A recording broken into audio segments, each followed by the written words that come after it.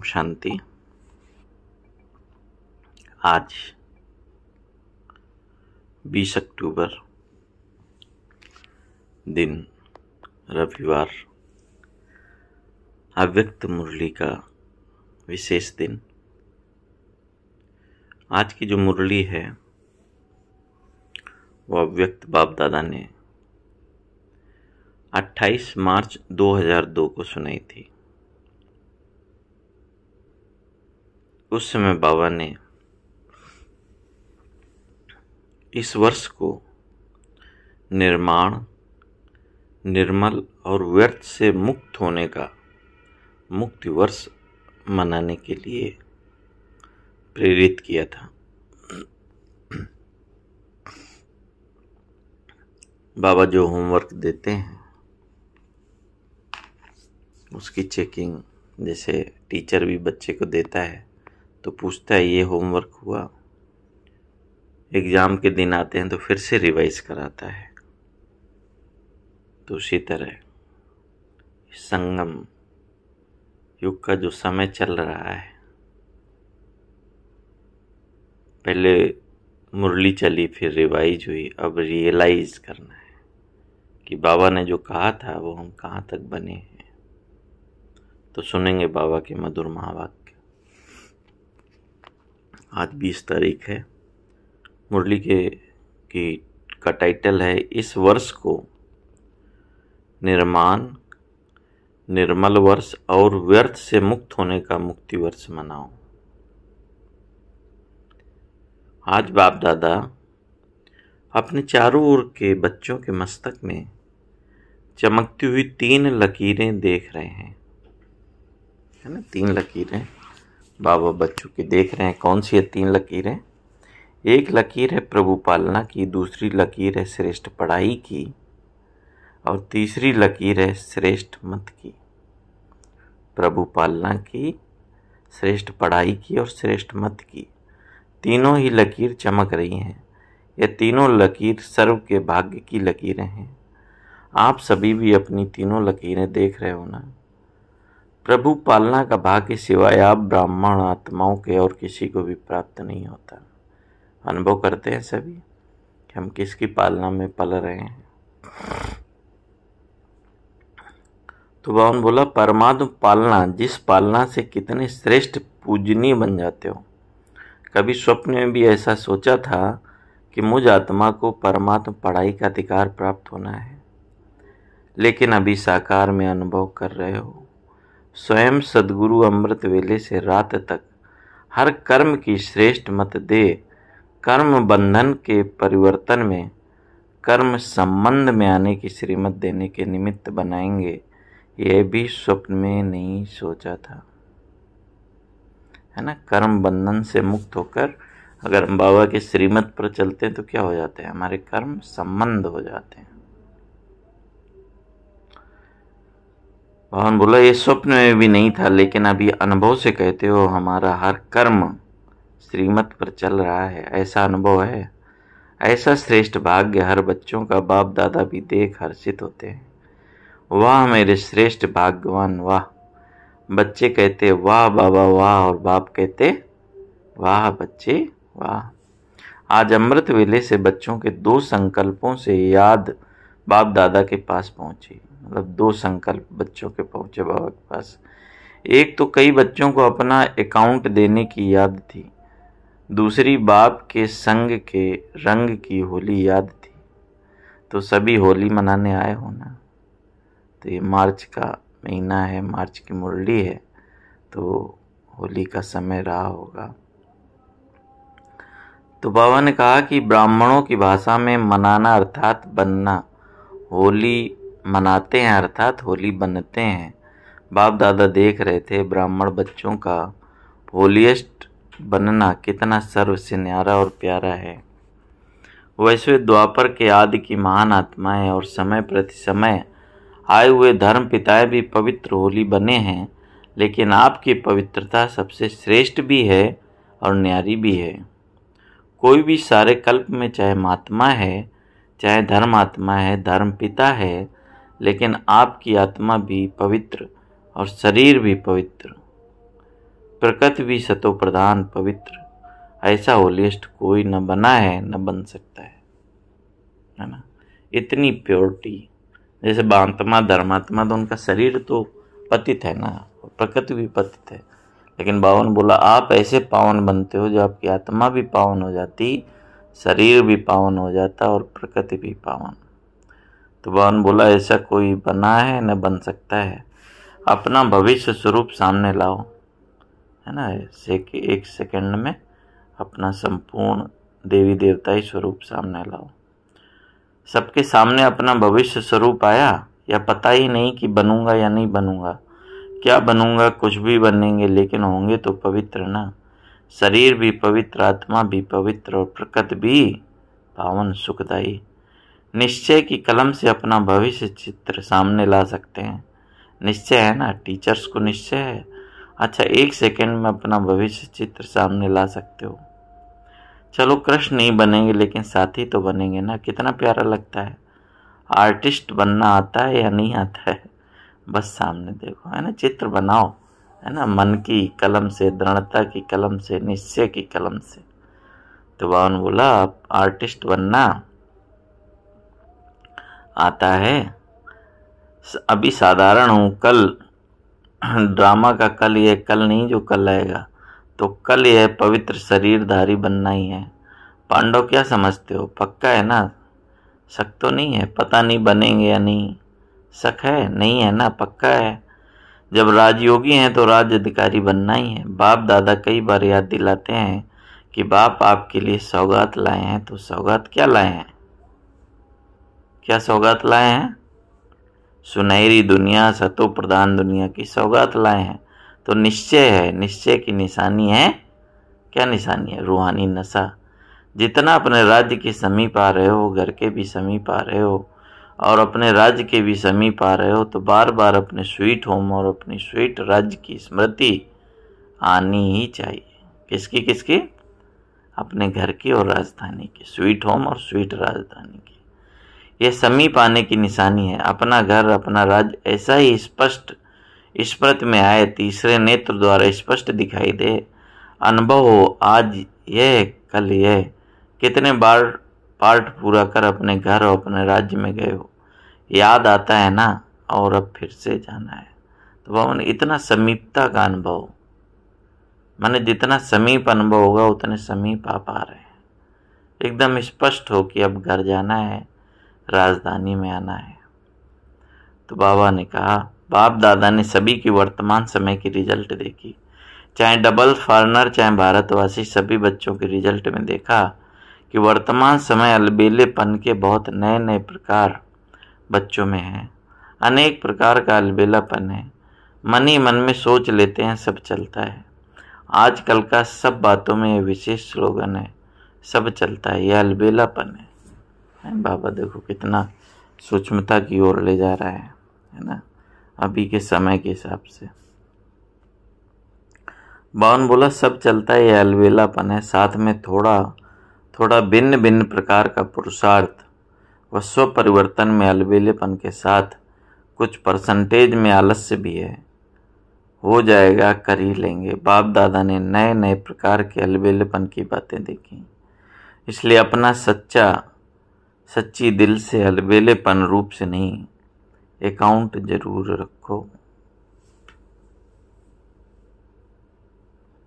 बाबा ने बोला सच्चे दिल से अकाउंट जरूर रखो, क्योंकि बाबा ने इससे पिछली मुरली में होमवर्क दिया होगा, है ना, अकाउंट रखना है अपना, है ना। तो इसलिए बाबा ने बोला इसमें अलबेलापन नहीं करो, है ना। जिसे बाबा कई बार बोलता है ना, चार्ट रखो, है ना, तो उसमें भी बाबा ने बोला अलबेलापन नहीं करो। तो बाप दादा आज रिजल्ट सुना रहे हैं, सुनाएं या ना कि नहीं, सिर्फ प्यार करें, यह भी प्यार है। बाप दादा ने पिछली बार वो शिवरात्रि की मुरली थी ना, तो बाबा ने उस समय कुछ भी नहीं सुनाया कि बर्थडे का दिन है, सब बर्थडे मनाने आए, तो आज कुछ नहीं सुनाएंगे। लेकिन आज बाबा ने इशारा दिया है ना कि अलबेलापन नहीं। तो बाबा ने बोला सुनाएं या केवल प्यार करें, यह भी प्यार है ना। हर एक से बाप दादा का इतना प्यार है कि सभी बच्चे ब्रह्मा बाप के साथ साथ अपने घर में चलें, पीछे नहीं आए, साथी बन के चलें। तो समान तो बनना पड़ेगा ना, बिना समानता के साथी कैसे बनेंगे और चल नहीं सकेंगे। और फिर अपने राज्य का पहला जन्म तो पहला ही होगा ना। अगर दूसरे तीसरे जन्म में भी आ गए, अच्छा राजा भी बन गए, लेकिन कहेंगे तो दूसरा या तीसरा ना। तो साथ चलें और ब्रह्मा बाप के साथ पहले जन्म के अधिकारी बने। यह है नंबर 1 पास विथ ऑनर वाले। तो पास विथ ऑनर बनना है या सिर्फ पास मार्क्स वाले भी ठीक है। कभी भी ये नहीं सोचना कि जो हम कर रहे हैं या जो हो रहा है वह बाप दादा नहीं देखते। इसमें कभी अलबेले नहीं होना। अगर कोई भी बच्चा अपने दिल का चार्ट पूछे तो बाप दादा बता सकते हैं, लेकिन अभी बताना नहीं है। बाप दादा हर एक महारथी घोड़े सवार सबका चार्ट देख रहे हैं। कई बार तो बाप दादा को बहुत तरस आता है कौन और करते क्या है ना। बाबा को तरस आता है, बने क्या हैं, किसके बने हैं और कर क्या रहे हैं। लेकिन जैसे ब्रह्मा बाप कहते थे ना, याद है क्या कहते थे? गुड़ जाने गुड़ की गोथरी जाने, शिव बाबा जाने और ब्रह्मा बाबा जाने। क्योंकि बाप दादा को तरस बहुत पड़ता है, लेकिन ऐसे बच्चे बाप दादा के रहम के संकल्प को टच नहीं कर सकते, कैच नहीं कर सकते। इसलिए बाप दादा ने कहा, भिन्न भिन्न प्रकार का रॉयल अलबेलापन बाप देखते रहते हैं। आज बाप दादा कह ही देते हैं कि तरस बहुत पड़ता है। बाबा जैसे कोई भी पिता अपने बच्चे को बिगड़ता नहीं देख सकता ना, पता है कि ये जिस दिशा में जा रहा है वो गलत है, तो उसको डायरेक्शन देते हैं। तो वैसे ही बाबा समझा रहा है। बाबा स्पष्ट शब्दों में कह रहा है कि बाप दादा को तरस पड़ता है। बाबा रहम दिल है ना, उसको संकल्प को भी बाबा कह रहे बच्चे टच नहीं करते। कई बच्चे ऐसे समझते हैं कि सतयुग में तो पता ही नहीं पड़ेगा कि कौन क्या था, अभी तो मौज मना लो, अभी जो कुछ करना है कर लो, कोई रोकने वाला नहीं, कोई देखने वाला नहीं। लेकिन यह गलत है। सिर्फ बाप दादा नाम नहीं सुनाते, नाम सुनाएं तो कल ठीक हो जाए। लेकिन बाबा नाम नहीं सुनाता, नहीं तो बाबा बोलता है फंक भी हो सकते हैं, छोड़ के भी जा सकते हैं। इसलिए बाबा इशारा देता है कि चेक करो, चेंज करो, अलबेलापन नहीं करो। तो समझा क्या करना है? पांडव समझा कि नहीं समझा?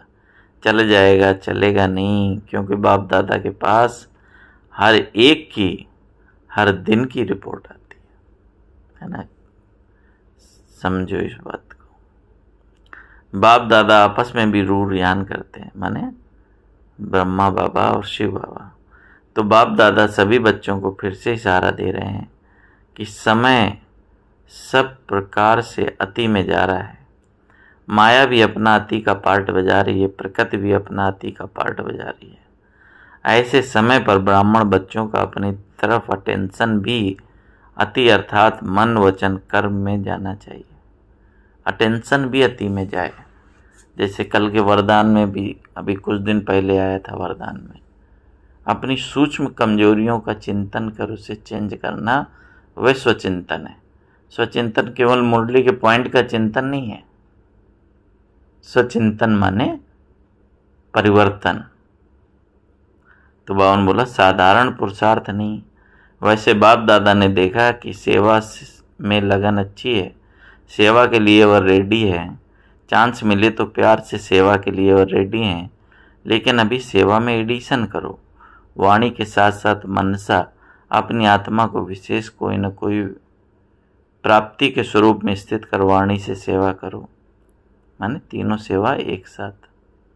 मानो भाषण कर रहे हो तो वाणी से तो भाषण अच्छा है, लेकिन उस समय अपने आत्मिक स्थिति में विशेष, चाहे शक्ति की, चाहे शांति की, चाहे परमात्मा प्यार की, कोई न कोई विशेष अनुभूति की स्थिति में स्थित कर मनसा द्वारा आत्मिक स्थिति का प्रभाव वायुमंडल में फैलाओ और वाणी से संदेश दो। है ना। तो क्या करना है?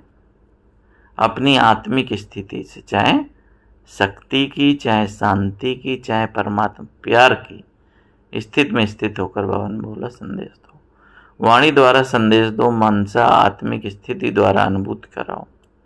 भाषण के समय आपके बोल आपके मस्तक से, नयनों से, सूरत से उस अनुभूत की सीरत कराएं कि आज भाषण तो सुना लेकिन परमात्मा प्यार की बहुत अच्छी अनुभूति हो रही थी। जैसे भाषण की रिजल्ट में कहते हो बहुत अच्छा बोला, बहुत अच्छा, बहुत अच्छी बातें सुनाई, ऐसे ही आपके आत्मिक स्वरूप की अनुभूति का भी वर्णन करें। मनुष्य आत्माओं को वाइब्रेशन पहुंचे, वायुमंडल बने।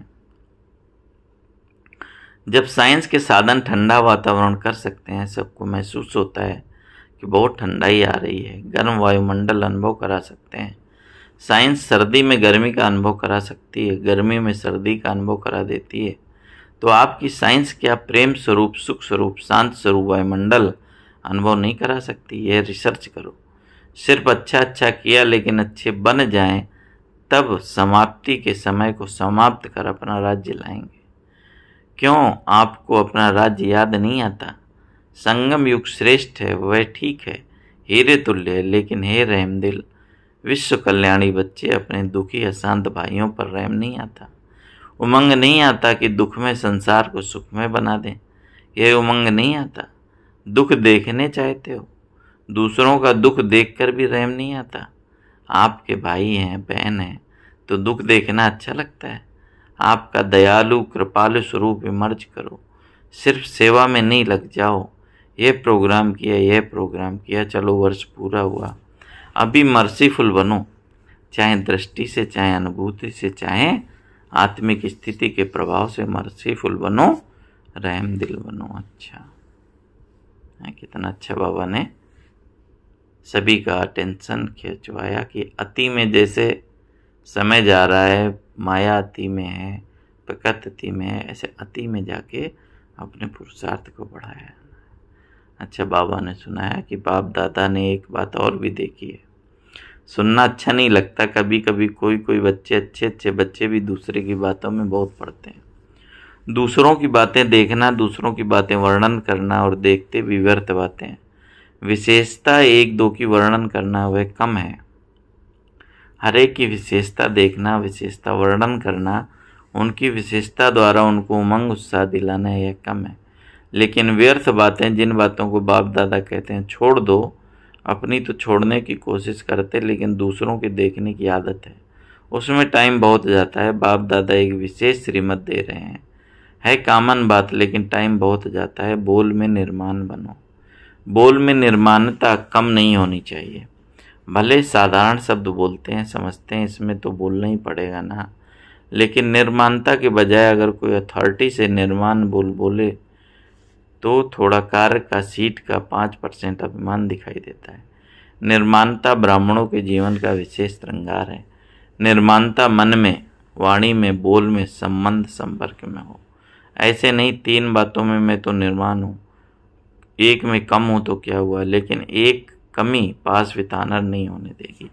निर्माणता ही मानता है, झुकना नहीं है, झुकाना है ना। निर्माणता माने कोई भी अहंकार ना हो, एकदम जिसे बोलते हैं ना ग्राउंड टू अर्थ, जमीनी स्वभाव, माने बिल्कुल झुक के चलने वाला है ना। तो इसलिए बाबा बोलते, कई बच्चे हंसी में ऐसे कह देते, क्या मुझे ही झुकना है, ये भी तो झुके, है ना, डाउन टू अर्थ। लेकिन ये झुकना नहीं है, वास्तव में परमात्मा को भी अपने ऊपर झुकाना है। कितनी बड़ी बात है।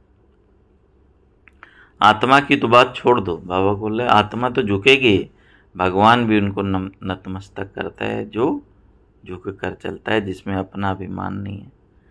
निर्माणता निरहंकारी स्वतः ही बना देती है। निरहंकारी बनने का पुरुषार्थ करना नहीं पड़ता।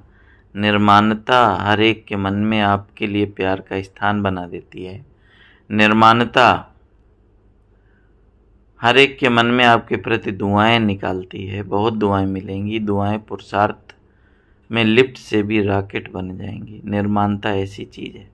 ऐसा कैसा भी कोई होगा, चाहे बिजी हो, चाहे कठोर दिल वाला हो, चाहे क्रोधी हो, लेकिन निर्माणता आपको सर्व द्वारा सहयोग दिलाने के निमित्त बन जाएगी। निर्माण अरे के संस्कार से स्वयं को चला सकता है। रियल गोल्ड होने के कारण स्वयं को मोल्ड करने की विशेषता होती है। तो बाप दादा ने देखा कि बोलचाल में भी, संबंध संपर्क में भी, सेवा में भी एक दो के साथ निर्माण स्वभाव विजय प्राप्त करा देता है। इसलिए इस वर्ष में विशेष बाप दादा इस वर्ष को निर्मल वर्ष का नाम दे रहे हैं। वर्ष मनाएंगे ना। बाप दादा हर बच्चे को इस वर्ष में व्यर्थ से मुक्त देखना चाहते हैं। मुक्त वर्ष मनाओ, जो भी कमी हो उस कमी को मुक्ति दो, क्योंकि जब तक मुक्ति नहीं दी है तो मुक्ति धाम में बाप के साथ नहीं चल सकेंगे। तो मुक्ति देंगे, मुक्ति वर्ष मनाएंगे। जो मनाएंगे वह ऐसे हाथ करें, मनाएंगे। एक दो को देख लिया ना, मनाएंगे, अच्छा है। अगर मुक्ति वर्ष मनाया तो बाप दादा जौहरातों से जड़ी हुई थालियों में बहुत बहुत मुबारक ग्रीटिंग बधाइयाँ देंगे। अच्छा है, अपने को मुक्त करो, अपने भाई बहनों को भी दुख से दूर करो। विचारों के मन से ये तो खुशी का आवाज़ निकले, हमारा बाप आ गया। माने जो दुखी अशांत आत्माएं हैं उनके मुख से भी निकले, हमारा बाबा आ गया है। ठीक है, अच्छा। तो बाबा ने मुरली को कुछ शब्दों में सार के रूप में बताया। चारों ओर के सर्व होलिएस्ट आत्माओं को सदा निर्माण करने वाले बाप दादा के समीप आत्माओं को सदा अपने पुरुषार्थ की विधि को फास्ट तीव्र कर संपन्न बनने वाले स्नेही आत्माओं को सदा अपने बचत का खाता बढ़ाने वाले तीव्र पुरुषार्थी तीव्र बुद्धि वाले बच्चों को विशाल बुद्धि की मुबारक याद प्यार के साथ सभी बच्चों को नमस्ते। हम रूहानी बच्चों की रूहानी बाप दादा को याद प्यार नमस्ते बाबा, नमस्ते, शुक्रिया बाबा, शुक्रिया। आज की मुरली से वरदान है, एक बल एक भरोसे के आधार पर माया को सरेंडर कराने वाले शक्तिशाली आत्मा भाव। एक बल एक भरोसे के आधार पर माया को सरेंडर कराने वाले शक्तिशाली आत्मा भाव। एक बल एक भरोसा अर्थात सदा शक्तिशाली। जहाँ एक बल एक भरोसा है वहाँ कोई हिला नहीं सकता। उनके आगे माया मूर्छित हो जाती है, सरेंडर हो जाती है। माया सरेंडर हो गई तो सदा विजयी है ही। तो यही नशा रहे कि विजय हमारा जन्म सिद्ध अधिकार है, यह अधिकार कोई छीन नहीं सकता। दिल में यह स्मृति इमर्ज रहे कि हम ही कल्प कल्प की शक्तियाँ और पांडव विजयी बने थे, हैं और फिर बनेंगे। इतना अटूट निश्चय, और निश्चय का आधार क्या है? एक बल एक भरोसा अर्थात सदा शक्तिशाली। आज का स्लोगन है, नई दुनिया की स्मृति से सर्व गुणों का आह्वान करो और तीव्र गति से आगे बढ़ो। सूचना है, आज मास का तीसरा रविवार अंतर्राष्ट्रीय योग दिवस है। सभी ब्रह्मावत संगठित रूप में शाम को 6:30 से 7:30 तक विशेष दयालु कृपालु बाप के साथ हर आत्मा पर दया कृपा की दृष्टि डालें, सबको दुआएं दें और दुआएं लें। अच्छा, ओम शांति, ओम शांति, ओम शांति। आज बाबा की बहुत ही चिंतन करने वाली, बार बार स्मृति में लाने वाली मुरली है। तो बार बार अपने ऊपर टेंशन, अपने ऊपर चेकिंग और जो भी अलबेलापन है उसको समाप्त करना है, निर्माण बनना है, मुक्त होना है, कोई भी अवगुण नहीं रहे। ओम शांति, ओम शांति।